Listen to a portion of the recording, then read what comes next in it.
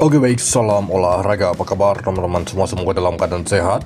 Mengenai dari laga malam hari ini saya membahas pertandingan dari Europa League dan Europa Conference ya. Sekitar ada 10 laga yang akan saya bahas. Di laga pertama itu untuk laga Roma menghadapi Porto. Di laga ini terlihat AS Roma diprediksi akan menggunakan formasi 3-5-2 seperti ini untuk susunan formasi dan pemain untuk tuan rumah Roma. Sedangkan FC Porto diprediksi akan menggunakan formasi 3-4-2-1 ya seperti ini, oke.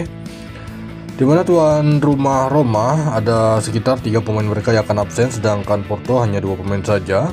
Jadi untuk laga ini menurut versi saya sendiri kemungkinan besar Porto mampu menahan Roma di kandang. Oke, next selanjutnya di laga yang kedua kita membahas pertandingan tuan rumah Bodo Glimt menghadapi FC Twente. Ini leg kedua ya. Dimana di leg pertama itu berakhir dengan skor 2-1 kemenangan FC Twente. Jadi untuk laga ini sebenarnya peluang besar untuk tuan rumah Bodo Glimt, tapi saya melihat nampaknya akan cukup berat ya. Terlihat di sini Bodo Glimt diprediksi akan menggunakan formasi 4-3-3, sedangkan FC Twente menggunakan formasi 4-2-3-1 ya. Mes Silger diprediksi akan menjadi starter di laga ini. Jadi untuk laga ini terlihat dari line up pemain, 3 pemain akan bermain untuk Bodo Glimt, Twente hanya 1 pemain saja. Oke, untuk laga ini nampaknya masih baik ya, berada di tim tamu FC Twente nampaknya akan mampu mengimbangi tuan rumah Bodo Glimt di kandang. Oke, next selanjutnya memasuki laga yang ketiga, saya membahas pertandingan tuan rumah Galatasaray menghadapi AS Alkmaar. Di laga ini terlihat Galatasaray menggunakan formasi 4-2-3-1, sedangkan AS Alkmaar diprediksi menggunakan formasi yang sama, 4-2-3-1. Untuk tuan rumah Galatasaray ada 4 pemain mereka yang akan absen, sedangkan AS Alkmaar ada 4 juga. Jadi untuk laga ini terlihat di mana di leg pertama itu kemenangan AS Alkmaar di kandang dengan skor 4-1. Jadi untuk laga ini nampaknya Galatasaray memang akan mampu meraih kemenangan. Jaminan untuk lolos masih dipertanyakan. Oke, next selanjutnya di laga yang keempat saya membahas pertandingan tuan rumah Real Sociedad menghadapi Midtjylland. Di laga ini terlihat tuan rumah Real Sociedad akan diprediksi akan menggunakan formasi 4-3-3 seperti ini. Kubo masih dipercaya di starter, dibantu oleh Oyarzabal ya. Sedangkan untuk kubu tim tamu formasi yang sama 4-3-3 ya untuk Midtjylland. Dimana tuan rumah Sociedad ada 4 pemain mereka yang akan absen, sedangkan Midtjylland di laga ini 3 pemain. Terlihat di leg pertama itu kemenangan Sociedad dengan skor 2-1. Jadi untuk laga ini nampaknya bukan tuan rumah ya, Midtjylland lebih berpotensi mampu mengimbangi tuan rumah Real Sociedad. Di laga yang kelima kita membahas pertandingan tuan rumah Viktoria Plzen menghadapi Ferencváros. Di laga ini tim yang diunggulkan nampaknya itu tuan rumah Viktoria Plzen ya. Melihat di leg pertama itu kemenangan Ferencváros dengan skor tipis yaitu 1-0.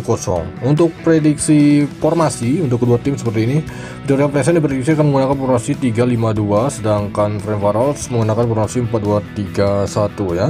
Tuan rumah Viktoria Plzen ada 2 pemain mereka yang akan bermain, begitu juga dengan Ferencváros. Untuk laga ini bisa jadi laga Viktoria Plzen menghadapi Ferencváros akan berakhir di skor imbang. Berikutnya saya pergi ke UEFA Conference ya. Di laga ini mempertemukan bukan tuan rumah, ini nampaknya laga netral ya.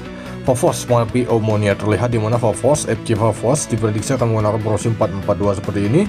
Sedangkan Omonia diprediksi akan menggunakan formasi 4-3-3. Line up pemain tidak ada pemain mereka yang mengalami cedera.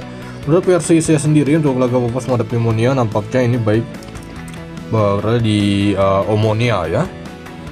Oke, next selanjutnya kita membahas pertandingan tuan rumah Real Betis menghadapi KRC Gent ya. Jadi untuk laga ini terlihat di mana tuan rumah Real Betis diprediksi akan menggunakan formasi 4-2-3-1, sedangkan untuk kubu tim tamu Gent diprediksi akan menggunakan formasi 3-4-1-2 ya. Oke, seperti ini.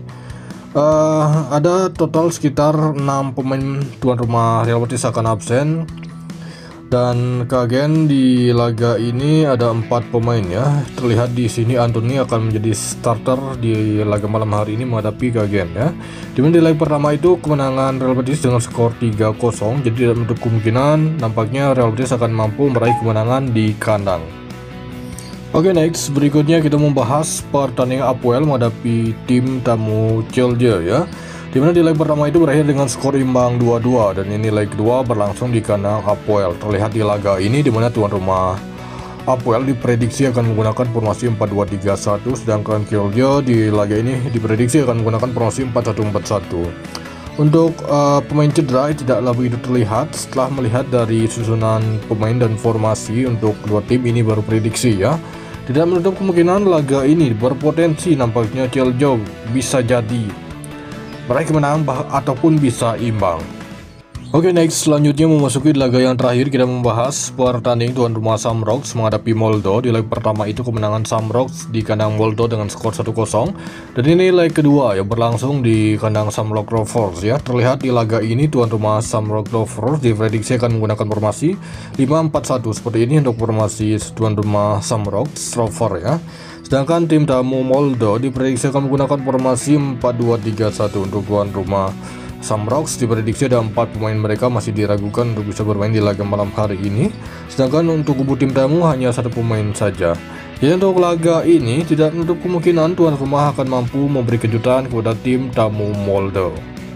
Oke baik, itu dia mengenai dari laga malam hari ini. Terima kasih, salam olahraga.